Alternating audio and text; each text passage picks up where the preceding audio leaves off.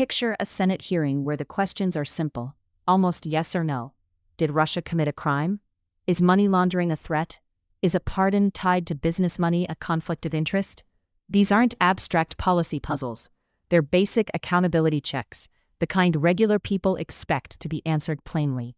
But when the answers start drifting into "I don't know," "not my role," and "call someone else," you're not watching oversight anymore. You're watching responsibility dissolve in real time. That's exactly what happened when Senator Andy Kim pressed Treasury Secretary Scott Bessent on sanctions, conflicts of interest, and the Trump family's financial ties. And one exchange in particular says a lot more than it sounds. Now, before you started, Treasury regularly targeted hundreds of actors and networks who sent critical goods to Russia's war machine with rounds of sanctions every 1 or 2 months.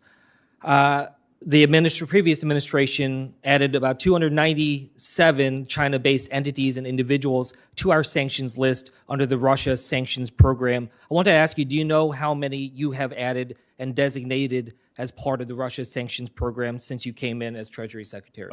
I do not, but I do know that President Trump sanctioned Rosneft and Lukoil, which was the major sanctions achievement, and dwarfs everything else, and has brought the Russians to the table for the talks that I was at last Saturday. And you'll have bipartisan support for those sanctions, but I'll just say that there is also bipartisan support on doing everything we can to crack down on Russia's war machine, not just on the energy side.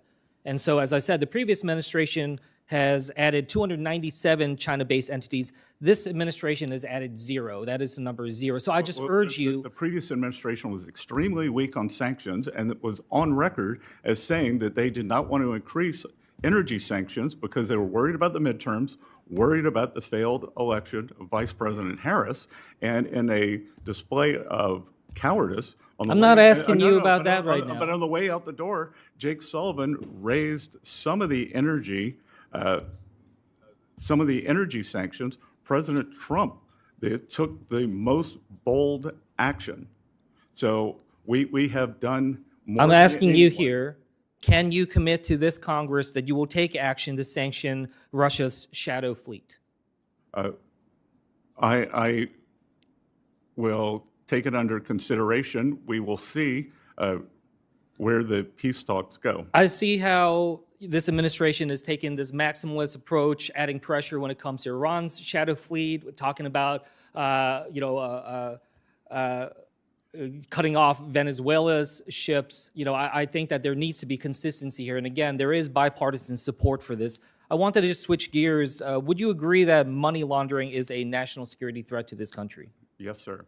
Now, with Binance founder Zhao pleaded guilty to violating anti-money laundering laws and was sent to prison, Binance then injected billions of dollars into Trump's family business, World Liberty Financial, and Zhao asked for a pardon and received that. I just wanted to ask you, is that a conflict of interest in your opinion? I am unfamiliar with any of that. I wear many hats.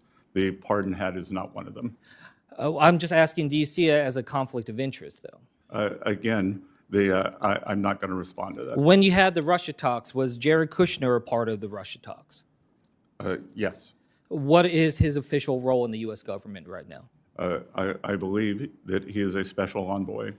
So you believe that he has an official position and that is not an unpaid volunteer position? Sorry, I believe that it is not an official position, that he is designated as an interlocutor as we bring many people into the talk. I just raised this because this is the problem that we're seeing right now when it comes to these conflicts of interest. We see the Trump family getting involved in different roles, even though they don't have official positions. We see Pakistan now announcing that they're going to use Trump's family's companies' crypto for cross-border transactions and trade. Does that not concern you? Again, I'd be especially interested to hear if you have any information of why Mr. Kushner is conflicted in the Russia talks.